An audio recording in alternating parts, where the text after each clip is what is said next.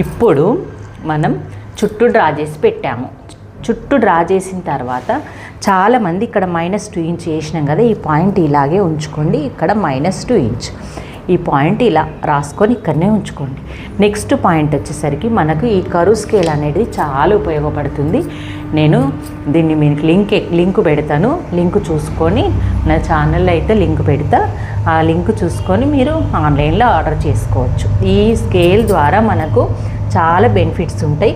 ఇలా పెట్టేసి మన బ్యాక్ అనేది ఇలా గీసుకున్నాం కదా, దీనికి లోతు తీసుకోవాలి. లోతు అన్నప్పుడు ఏం చేయాలి, మనం ఆ టేప్ తోటి ఒక 1/2 ఇంచు లోపలికి ఇలా మార్క్ చేసుకోవాలి. చేసుకొని ఈ ఎల్ వచ్చే ఆకారం ఉంది కదా మనకి బాక్స్లో నుంచి, ఇగో ఇలాగా ఈ లైన్కి ప్లస్ ఈ లైన్కి బయటకు రాకుండా మనం రౌండ్ అనేది ఈ స్కేల్ని మనం అడ్జస్ట్ చేస్తూ డ్రా చేయాలి. మీకు ఇంత క్లియర్గా చూడండి, క్లియర్గా చెప్తున్నాను. అసలు మీకు ఇంకేమన్నా అర్థం కాని ఉంటే నాకు కామెంట్ పెట్టండి. ఓకే, ఇది అయిపోయిందా? నెక్స్ట్ వచ్చేసి మనకు ముందు భాగం నెక్ ఎలా మెజర్ చేయాలి. మనం ప్రతి వీడియోకి ఒక 2 పాయింట్స్ అయితే నేర్చుకుందాము. ఈ 2 పాయింట్స్ తోటి మీకు క్లియర్ అయిపోతుంది. ఈ షోల్డర్ ఉంది కదా, ఈ షోల్డర్ దగ్గర నుంచి చిన్న ట్రిక్ చెప్తాను. ఈ షోల్డర్ దగ్గర నుంచి ఇక మనం కుట్టుకు వదిలేసినాం కాబట్టి ఇక్కడ కూడా కుట్టుకు ఇలా మార్క్ చేసేసుకొని వదిలేసుకోండి. కన్ఫ్యూజ్ కాకండి అస్సలు. ఇలా పెట్టేసుకొని ఇగో కరెక్ట్గా పెట్టేసి ఈ లైన్ను టచ్ అవుతూ ఈ లైన్కి కిందికి ఇలా రౌండ్గా రండి.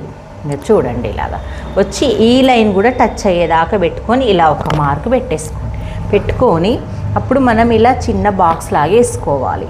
ఈ లైను కలిపే విధంగా మనకి ఎల్లాకారం వచ్చేలాగా చిన్న బాక్స్ వేసుకొని మళ్ళీ సేమ్ యాజ్ టీజ్గా ఇదే కరువు స్కేల్ తోటి ఈ లైన్కు ఇలా కరువు కరెక్ట్గా కలిసే విధంగా చూసుకొని ఇలాగా స్కేల్ని మనం ఇలా అడ్జస్ట్ చేయడం వల్లనే మన లైన్ బయట పోకపోవడం వల్ల మనకు షేప్ అనేది కరెక్ట్ వస్తుంది ఫ్రెండ్స్. మరి ఇది ఒక్కటి మీరు క్లియర్గా అర్థం కండి. కొంతమందికి ఇక్కడ డీప్ కావాలంటారు కదా, వాళ్ళకి మాత్రం ఇగో ఇలా వెళ్ళండి. కొంచెం మీరు కావాలంటే ఫస్టే ఎంత డీప్ వెళ్ళమంటున్నారో అంత. ఇగో నేను వేరే మార్క్ పెడుతున్నా. ఇగో ఇలా క్రాస్లో లైన్ వేసుకోండి. క్రాస్ మొత్తం షోల్డర్ దగ్గర వరకు మాత్రం వేసుకోకండి. వేసుకొని ఇగో ఇలా అడ్జస్ట్ చేసేటప్పుడే ఇగో ఈ బాక్స్కు బయటకు పోకుండా డీప్గా డ్రా చేసుకోండి. ఇలాగా నెక్ ఇలా అంటే మన బాక్స్ తోటే మనకు నెక్కులు డీప్ వచ్చేస్తాయి. బాక్స్ రావడం వల్ల మనకు నెక్కులు డీప్ వస్తాయి అన్నట్టు. మనం దీంట్లో 2 పాయింట్స్ నేర్చుకున్నాం కదా, లో